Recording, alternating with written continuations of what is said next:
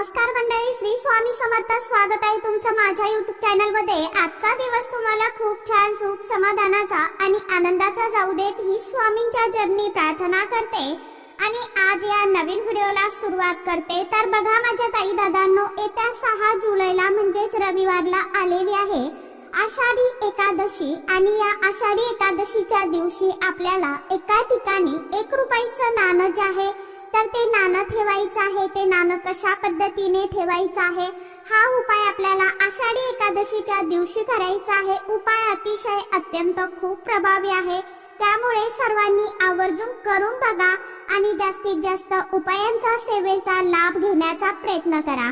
तर रविवारी आलेली आहे आषाढी एकादशी म्हणजेच देवशयनी एकादशी आणि हा एकादशीचा दिवस भगवान विष्णू देवांना आणि माता लक्ष्मीला देखील प्रसन्न करण्यासाठी अतिशय शुभ आणि प्रभावी मानला जातो.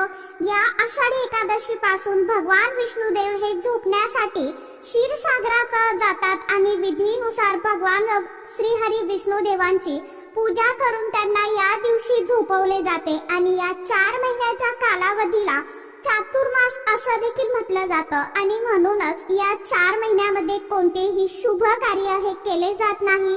परंतु या 4 महिन्यामध्ये आपण जर भगवंताची जी काही सेवा उपासना करतो, आराधना करतो, तर त्याचं आपल्याला कितीतरी अधिक पटीने निश्चित फळ जे आहे तर ते मिळत असतं. कारण आषाढी एकादशीच्या व्रतामध्ये सर्व देवी देवतांचे तेज जे आहेत तर ते एकवटलेले असते आणि म्हणूनच आपण या आषाढी एकादशीचं व्रत केलं तर आपल्याला वर्षातील 24 एकादशी व्रत केल्याचं पुण्यफळ जे आहे तर ते मिळत असतं. आणि म्हणूनच या दिवशी अगदी लहान मुलांपासून ते मोठ्यांपर्यंत सर्वजण व्रत करत असतात. धार्मिक दृष्टीने आषाढी एकादशीचा दिवस हा अतिशय अत्यंत शुभ असल्यामुळे या दिवशी व्रतासोबतच आणि भगवान विष्णू देवांच्या पूजेसोबतच काही प्रभावशाली उपाय देखील केले जातात, सेवा देखील केल्या जातात. तर आज या व्हिडिओमध्ये मी तुम्हाला आषाढी एकादशी निमित्त करण्यासाठी अगदी 2-4 उपाय जे आहेत तर ते तुम्हाला सांगणार आहे. त्यात आपल्याला 1 रुपयाच्या नाण्याचा देखील अतिशय अत्यंत प्रभावशाली असा उपाय जो आहे तर तो करायचा आहे आणि हा उपाय केल्याने आपल्या घराकडे माता लक्ष्मी ही आकर्षित होईल आणि वर्षभर धनसंपत्ती पैसा हा कधीही आपल्याला कमी पडणार नाही. म्हणून घरातील त्याचप्रमाणे घरातील 7 पिढ्यांचं जे काही दुःख, दारिद्र्य, गरिबी आहे तर हे कायमचं संपेल असा हा 1 रुपयाच्या नाण्याचा उपाय कशा पद्धतीने करायचा आहे, कोणत्या वेळेमध्ये करायचा आहे याविषयीची संपूर्ण माहिती आजच्या या नवीन व्हिडिओमध्ये मी तुमच्या बरोबर शेअर करणार आहे. त्यामुळे तुम्ही हा व्हिडिओ स्किप न करता शेवटपर्यंत नक्की बघा. चॅनल वरती तुम्ही जर हा व्हिडिओ पहिल्यांदा बघत असाल तर चॅनलला आवर्जून सबस्क्राइब करा आणि असेच नवनवीन माहितीपूर्ण व्हिडिओ बघण्यासाठी समोरील बेल आयकॉनलाही प्रेस करा. त्यामुळे काय होईल, मी जेव्हा कधी नवीन व्हिडिओ अपलोड करेल तर सर्वात अगोदर त्याचं नोटिफिकेशन तुम्हाला मिळेल आणि तुम्ही एकही व्हिडिओ मिस करणार नाही. तर बघा माझ्या ताई दादांनो, आषाढी एकादशीच्या दिवशी हा उपाय करण्यासाठी सर्वप्रथम आपल्याला सकाळी लवकर उठायचं आहे, स्वच्छ स्नान करायचं आहे, पिवळ्या रंगाचे किंवा लाल रंगाचे वस्त्र परिधान करायचे आहे. कारण लाल रंग हा माता लक्ष्मीच्या आवडीचा रंग मानला जातो आणि पिवळा रंग हा भगवान विष्णू देवांच्या आवडीचा रंग मानला जातो. त्यामुळे यापैकी कुठलाही रंग तुमच्याकडे असेल तर तुम्ही त्या रंगाचे कपडे आवर्जून परिधान करा. आपल्या देवघरातील देवी देवतांचं नित्य विधिवत पूजन करून घ्यायचं आहे. त्यानंतर भगवान विष्णू देवांचा तुमच्याकडे फोटो असेल, मूर्ती असेल किंवा पांडुरंगाची मूर्ती असेल किंवा भगवान बाळकृष्णांची मूर्ती असेल तर त्या मूर्तीला स्नान घालायचं आहे. फोटो असेल तर पाण्याचा थोडासा शिरकावा देऊन फोटो जो आहे तर तो स्वच्छ पुसून घ्यायचा आहे आणि त्या समोर तुम्हाला एक तुपाचा दिवा जो आहे तर तो प्रज्वलित करायचा आहे. धूप दीप अगरबत्ती लावून घ्यायचा आहे आणि पिवळे फूल अर्पण करायचे आहे.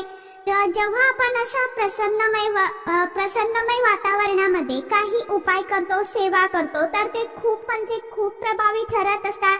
देवी देवता ही देखील प्रसन्न होतात आणि म्हणूनच तुम्हाला विधिवत पूजन देखील करायचं आहे आणि यानंतरच तुम्हाला हा उपाय जो आहे तर तो उपाय करायचा आहे।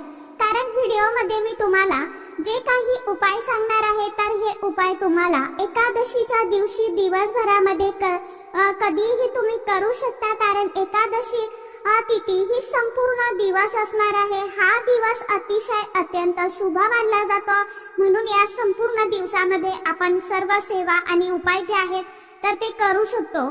सर्वप्रथम मी तुम्हाला एक रुपयाच्या नाण्याचा उपाय जो आहे तर तो तुमच्या बरोबर शेअर करणार आहे, तुम्हाला तो सांगणार आहे।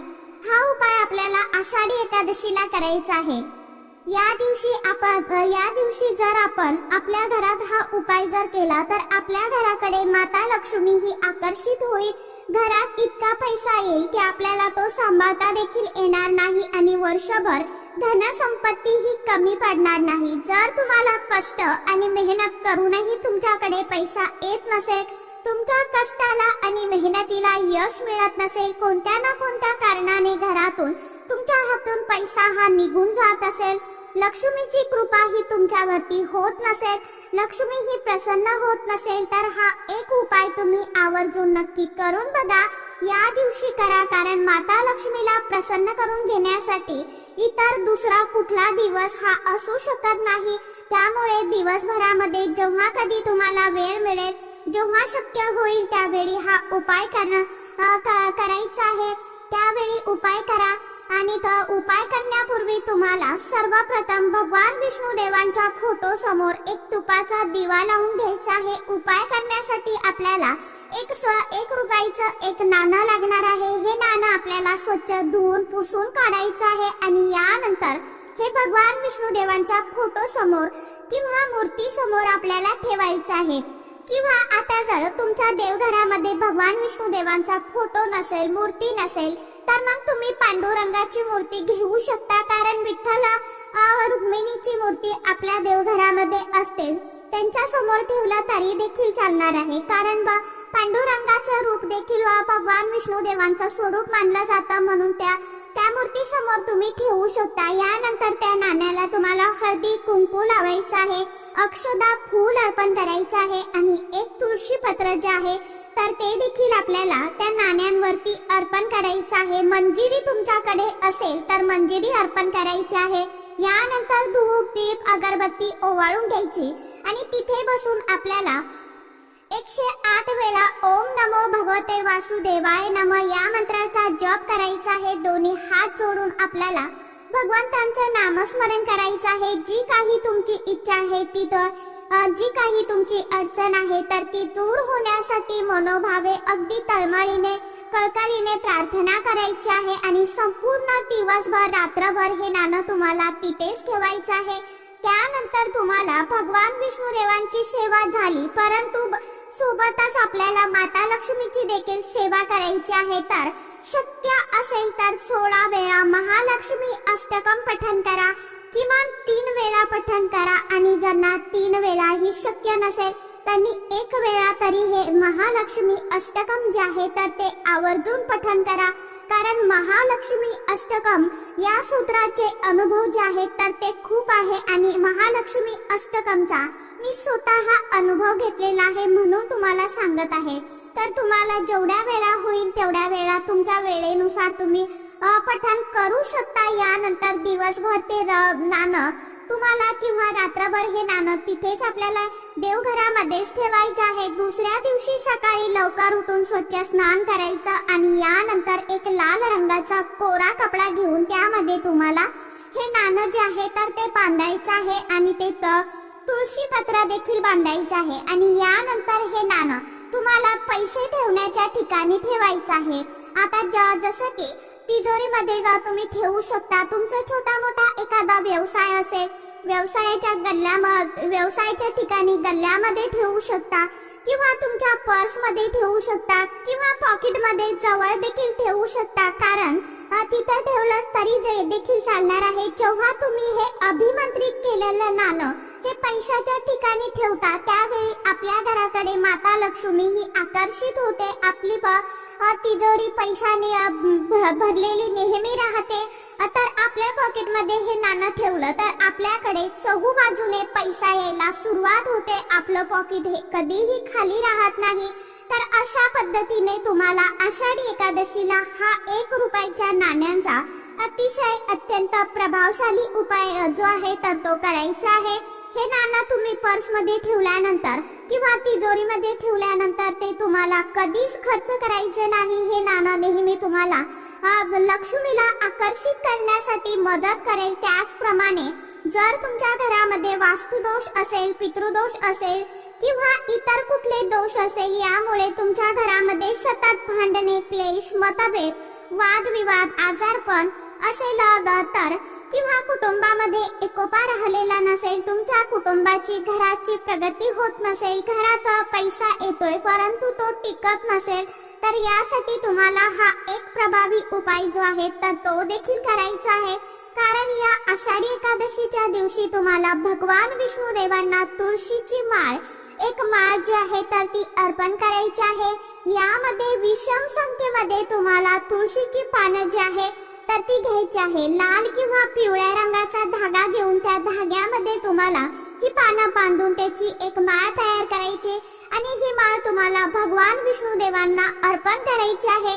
त्यानंतर दुसऱ्या दिवशी सकाळी लवकर उठून स्नान करायचं. जी माळ आपण भगवंतांना अर्पण केली होती ती माळ तिथून घ्यायची आहे आणि आपल्या घराच्या प्रवेशद्वारावरती तुम्हाला ही ठेवायची आहे, म्हणजे लावायची आहे किंवा ठेवायला जागा असेल तिथे ठेवा.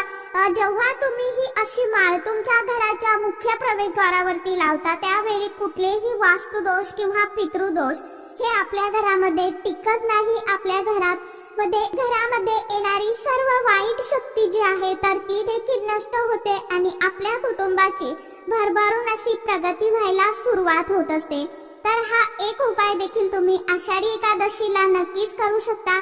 त्याचप्रमाणे जर तुम्हाला कोणत्याही कामामध्ये यश मिळत नसेल, कोणतीच गोष्ट तुमच्या मनासारखी घडत नसेल, एखादा तुमचा छोटा मोठा व्यवसाय आहे तो देखील चालत नाही, नोकरीमध्ये प्रमोशन मिळत नाही, तर या दिवशी तुम्हाला धान्य दान करायचं आहे. धान्य दान करत असताना त्यामध्ये तुम्हाला तांदूळ हा चुकूनही दान करायचा नाही. कारण की तांदूळ हे माता लक्ष्मीचं प्रतीक मानलं जातं, शुक्र ग्रहाचं प्रतीक मानलं जातं. त्यामुळे या दिवशी तांदूळाचं दान केलं जात नाही. जर तुम्हाला धान्य दान करताना या दिवशी थोडासा गूळ आणि हरभरा डाळ जे आहे तर ती देखील दान करू शकता. जर शक्य नसेल तर मग तांदूळ सोडून तुम्ही इतर कुठलंही धान्य जे आहे तर ते या दिवशी दान करू शकता. जेव्हा आपण हे धान्य दान करतो त्यावेळी प्रगतीचे मार्ग जे आहेत तर हे खुले होतात. आपल्याला प्रत्येक कामामध्ये यश मिळायला सुरुवात होते आणि आपल्या मनातील सर्व इच्छा मनोकामना ज्या आहेत तर त्या देखील पूर्ण होत असतात. तसेच या दिवशी ब्राह्मणांना पिवळे वस्त्र दान केले तर ते देखील अतिशय अत्यंत शुभ मानलं जातं. त्याचा मिळणारा पुण्य जे आहे तर ते आपल्याला खूप कितीतरी अधिक पटीने मिळत असतं. त्याचप्रमाणे आषाढी एकादशीला भगवान विष्णुदेव आणि माता लक्ष्मीची पूजा करण्याची परंपरा आहे. आपल्या घरात असणारी जी लक्ष्मी म्हणजेच तुळस, तर या दिवशी आपल्याला तुळशीची पूजा आवर्जून करायची आहे. या एकादशीच्या दिवशी संध्याकाळी आपल्याला एक शुद्ध गाईच्या तुपाचा दिवा जो आहे तर तो तुळशी मातेजवळ आवर्जून लावायचा आहे. दिव्याला हळद, कुंकू, अक्षदाचं आसन द्यायचं आहे आणि तुळशी मातेला आवर्जून या दिवशी 11 प्रदक्षिणा ज्या आहेत तर त्या करायच्या आहे. प्रदक्षिणा करत असताना आपल्याला ओम नमो भगवते वासुदेवाय नमः हा मंत्र आपल्याला मनामध्ये पठण करायचा आहे. यानंतर दोन्ही हात जोडून आपल्या घरामध्ये सुख, शांती, समृद्धी, ऐश्वर्य हे कायम टिकून राहावं यासाठी माता लक्ष्मीला अगदी मनोभावे प्रार्थना करायची आहे. तर अशा पद्धतीने तुम्हाला हे साधे साधे परंतु छोटे मोठे उपाय जे आहेत तर मी ते तुमच्या बरोबर शेअर केलेले आहे. उपाय छोटे आहेत परंतु परिणाम त्याचे मोठे आहेत. जसं म्हणतात ना की छोटे पाकिट में बडा धमाका, तसं आपल्याला उपाय ज्यावेळी आपण पूर्ण श्रद्धेने आणि मनापासून करतो त्यावेळी पूर्ण श्रद्धेने आणि मनापासून केलेली सेवा उपाय जे आहे तर त्याचा आपल्याला 100% फळ उशिराने का होईना परंतु मिळतच मिळतं. तर सांगितल्याप्रमाणे जो तुम्हाला उपाय शक्य असेल तो उपाय तुम्ही आषाढी एकादशीच्या दिवशी आवर्जून करून बघा. सेवा करा, सेवेकरी घडवा आणि व्हिडिओ जे आहे तर इतर मित्रमैत्रिणींपर्यंत देखील शेअर करा. जास्तीत जास्त व्हिडिओला लाईक करत जावा आणि तुमचे काही प्रश्न असेल तर मला कमेंट मध्ये तुम्ही विचारू शकता. तर चला, आजच्या व्हिडिओमध्ये इतकीच माहिती होती. कशी वाटली नक्की सांगा. व्हिडिओ आवडला तर चॅनलला आवर्जून लाईक, शेअर, सबस्क्राईब जरूर करा. परत भेटूया अशाच एखाद्या छानशा व्हिडिओ सोबत, छानशा माहिती सोबत. तोपर्यंत सर्व माझ्या YouTube परिवाराला ओम साईराम.